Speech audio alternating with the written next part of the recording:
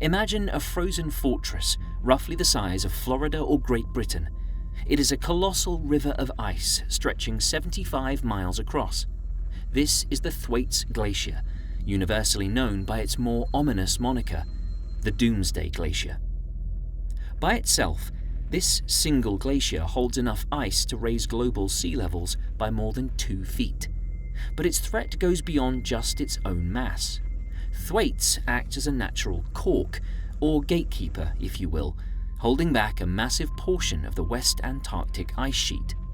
If it disintegrates, it could trigger a domino effect that could trigger a wider collapse of the entire ice sheet behind it. That would unleash a catastrophic runaway melt. If that happens, we're looking at an event that will permanently alter global geography. Coastal cities like New York, Kolkata and Edinburgh would face severe, devastating flooding, displacing over 250 million people who currently live within just 1 meter of sea level. But here is the most worrying revelation uncovered by modern polar research. This frozen giant isn't being melted from above by the sun, it is collapsing from below, hollowed out by a hidden, invisible enemy. Welcome to Territory. This is your space. The inverted topography.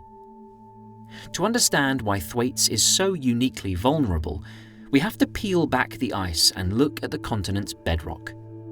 If you look at Antarctica on a conventional map, it looks like a solid, elevated continent of white. But the sheer immense weight of the ice sheet has pushed the continent down into the Earth's mantle. If you were to remove the ice, you wouldn't find a standard landmass. Instead, the topography underneath West Antarctica is a massive inverted ocean basin sitting far below sea level.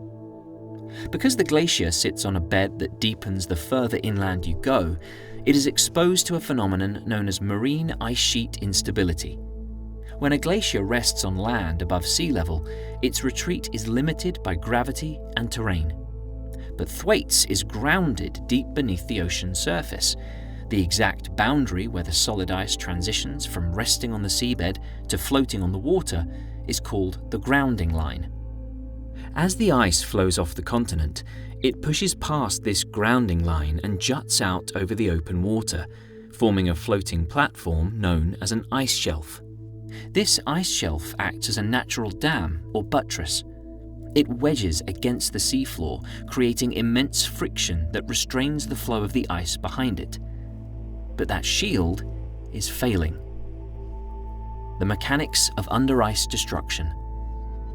The Southern Ocean is dominated by the Antarctic Circumpolar Current, a titanic marine conveyor belt that flows entirely unimpeded, moving 150 times more water than the combined outflow of every single river on Earth.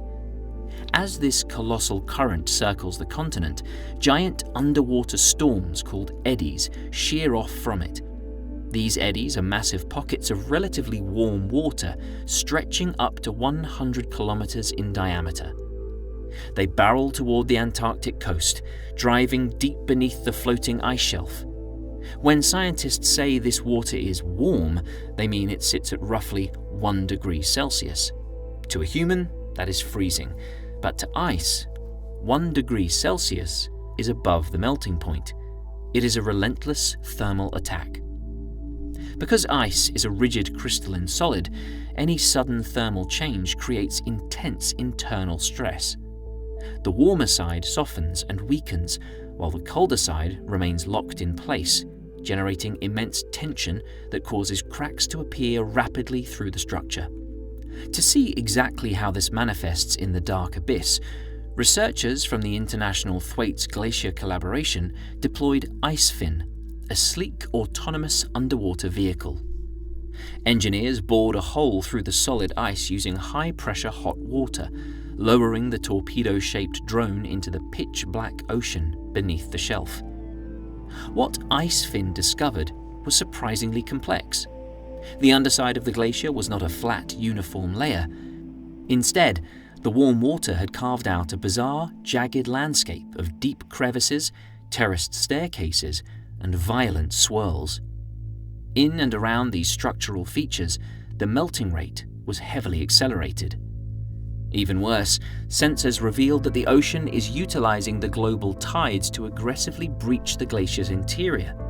Twice a day, the massive ice shelf lifts and falls by 2 to 3 meters with the tide. At high tide, the floating shelf acts like a giant pump, forcing warm, high-pressure salt water up to 12 kilometers inland past the grounding line. The glacier is being systematically separated from the seabed, from the inside out. Since the 1990s, the Thwaites grounding line has been forced back by over 14 kilometers. The imminent fracture. This internal rot has culminated in an imminent geographical turning point. Satellite images reveal that the Thwaites ice shelf is now on the brink of completely detaching and disintegrating. The ice shelf in front of the glacier is already severely fractured and broken up. It is providing minimal resistance to the ice from flowing and is now in its final years of life. And because of this minimal resistance, its total collapse will remove the glacier's last line of defense. Once that shield is gone, the only thing stopping the ice from advancing is the friction at the seabed. And because the bed deepens further inland, the glacier enters a self-perpetuating system. Thicker ice means a heavier volume of ice flowing off the continent, which causes it to thin, accelerate, and retreat even further. Since the year 2000, this single glacier has already contributed 100 billion tons of ice to the global ocean, accounting for 4% of total global sea level rise. As this runaway feedback loop intensifies, that rate of destruction will only accelerate. Polar researchers have even found a warning from the past written into the seabed. Using an underwater robot named RAN, scientists mapped parallel rib formations on the seafloor left behind by the glacier's grounding line a century ago. By measuring the spaces between those ridges, they discovered that the glacier previously retreated at a rate double to what we see today, long before modern carbon emissions began warming the oceans.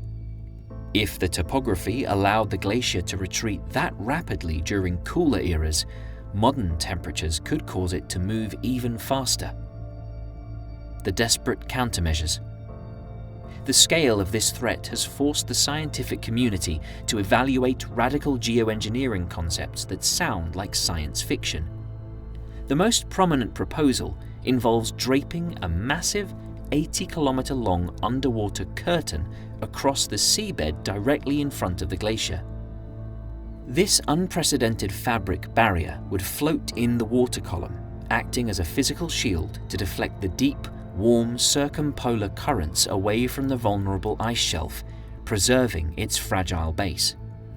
While supported by some researchers, other scientists caution that such a barrier could disrupt ocean ecosystems and, while intended to protect, could cause unintended environmental damage. The project would also require an extraordinary engineering effort in one of the most isolated, inhospitable places on Earth. And even if we somehow manage it, we would still treat the symptom, not the cause. The changes driving this warm water onto the continental shelf are part of the wider global pattern.